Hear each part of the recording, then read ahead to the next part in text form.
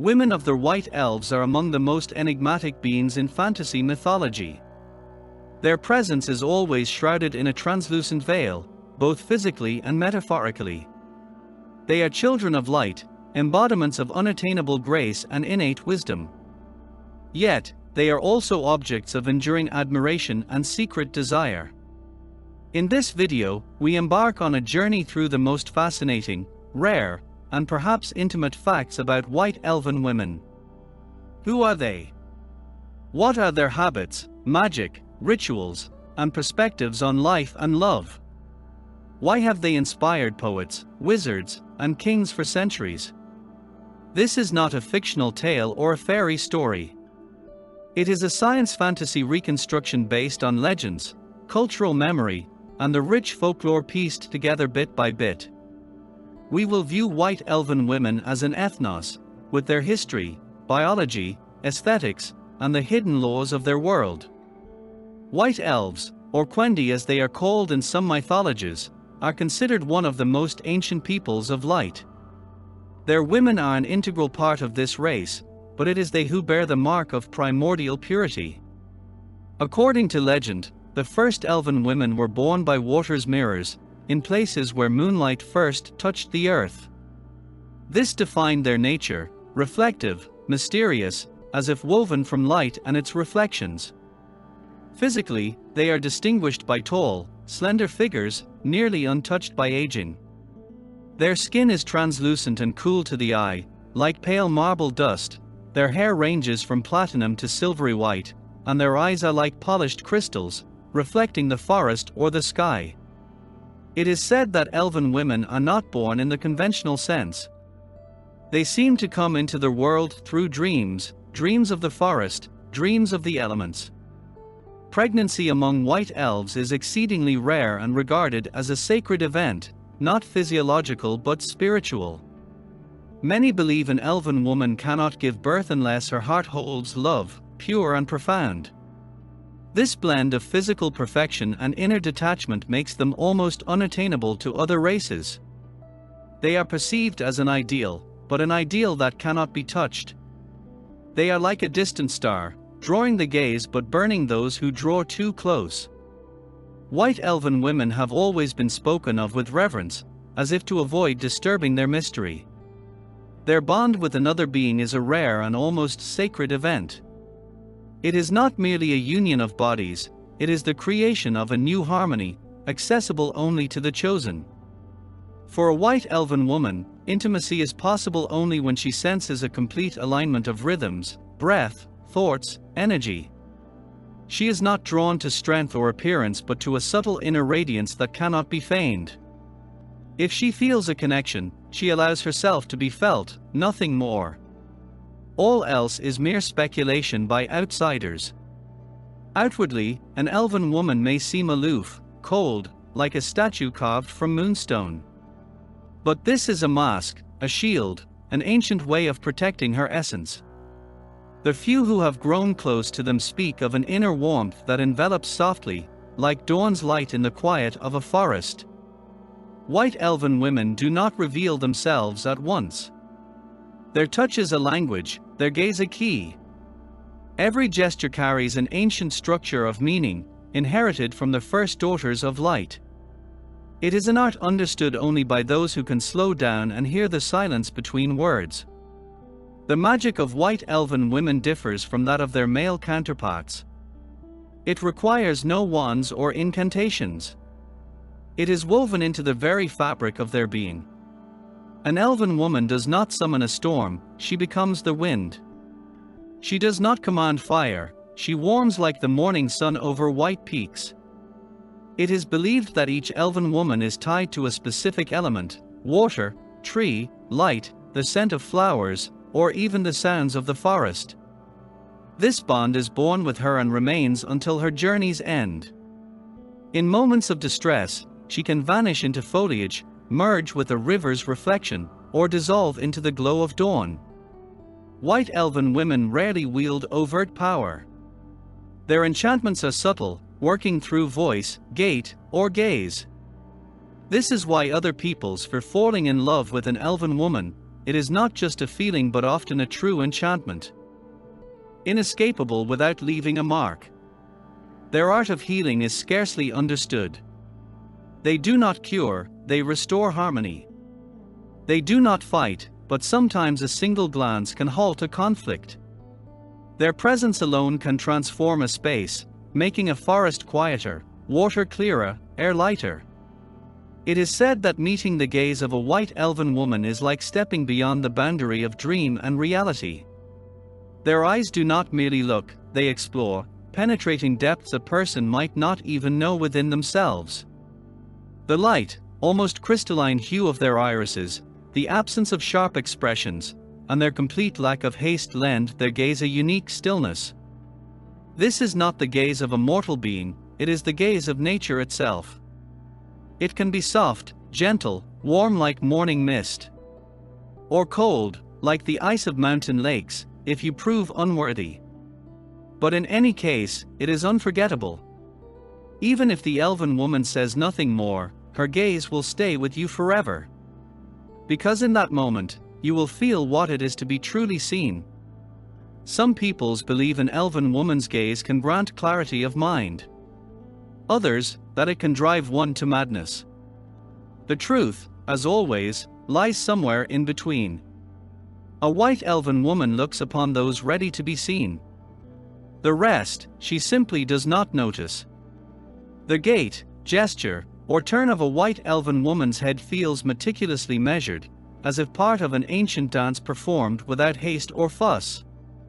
Yet, there is no affectation in this. It is not a pose or mannerism. It is an innate oneness with the space around her. She moves like a breeze through foliage, smooth, unpredictable, and always fitting. When she walks, the fabric of her clothing whispers faintly, as if murmuring ancient songs. Even without adornments, each step seems timed by centuries. She does not hurry, because for her, time flows differently. Her body follows other laws, laws of harmony she intuitively obeys from birth. Her presence in a space is felt instantly. Not through sound or scent, but through a subtle shift in the air. Everything grows quieter, colors deepen, shadows sharpen. Her movements speak louder than words. She does not explain, she shows. Wise hunters from human tribes taught their apprentices, if you see a branch sway with no wind, she may have passed by. The clothing of a white elven woman is not merely protection from the cold or a matter of style. It is an extension of her essence, a way to speak without words. Every fold of fabric, every woven pattern carries meanings inherited from her ancestors. Her wardrobe is a blend of ceremony, ritual, and a reflection of her inner state. The fabrics are typically light and alive, their finest linen, silvery wool from forest creatures, or luminous silk spun from the cocoons of nocturnal moths. Her garments never restrict movement, instead, they accentuate the fluidity and grace of her form, as if breathing in unison with her. Often, a translucent outer layer, reminiscent of morning mist, is worn. It does not conceal her figure, it frames it, like dew on a petal. The color palette is deliberate. White and pale silver tones symbolize purity and spiritual strength, soft greens and sky blues signify inner balance, bluish golden hues are worn by those tied to a rare form of light magic. Bright colors are absent, not to avoid attention, but because they have no need to shout. They are heard regardless. Adornments hold special significance. White elven women rarely wear metal in the conventional sense. Their jewelry is crafted from whitewood branches, crystal, frozen dew, woven hair, grasses, or droplets of solidified light. Occasionally, bones of ancient creatures are used by those from the lineage of forest guardians. These adornments convey information. They may indicate age, lineage, power, or even current mood or intent. A delicate circlet with a crescent pendant might signal openness to interaction, while transparent, droplet-shaped earrings could mean a desire for solitude. These signs are clear only to those of their world. Humans often overlook such subtleties, or notice them too late. The art of scent is particularly revered. A white elven woman's fragrance is never sharp. It is a hint, subtle, woody, with traces of moisture, earth, pollen, or morning air. These scents are not applied, they emanate from within, each elf bearing a unique, incomparable trace. It is said that once a person inhales this scent, they will remember it for life, even if they forget her face. If the movement of a white elven woman is a dance, her voice is pure music. It does not merely sound, it permeates, envelops, and dissolves into the space around her. Each has her own timbre, ranging from crystalline and ringing to warm and slightly muted, like the distant rhythm of rain. Yet, no matter the tone, her voice is unmistakable. They do not speak idly. Every word an elven woman utters carries the shadow of centuries-long silence. They know how to be silent, and their silence, too, resonates. Their speech is soft, calm, almost meditative, free of sharp intonations. Even in conflict, an elven woman does not raise her voice. A single glance suffices. Singing holds a special place. White elven women sing rarely, only when they feel the world is ready to listen. Their songs are not for amusement. They are prayers to the forest, memories of ancestors, or, according to ancient belief, spells meant to heal. Sometimes they sing for someone. More often, they sing simply because they cannot help it. It is said their songs influence the flow of time. A listener might forget who they are or where they stand, only to realize hours later that mere minutes have passed, or vice versa. They sing over the sleeping, over wounds, or over graves. Their voice does not divide, it unites. Legends tell of warriors who, hearing an elven woman's song before battle, cast down their weapons. Of beasts that came to her as to a mother. Of infants who ceased crying at the sound of her whisper. Yet most often, her voice lingers only as an echo in someone's memory. Like a melody heard once in a dream, impossible to recall but undeniably the most beautiful ever known. The image of the white elven woman has long ceased to belong to her alone. Humans, dwarfs, even dragons, all races have sought to capture her likeness in their tales. But in these stories, truth is often replaced by desire, fear by admiration, and ignorance by invention. In human ballads, a white elven woman is either an unattainable beloved who saves the hero from death or a cold seductress leading him to ruin.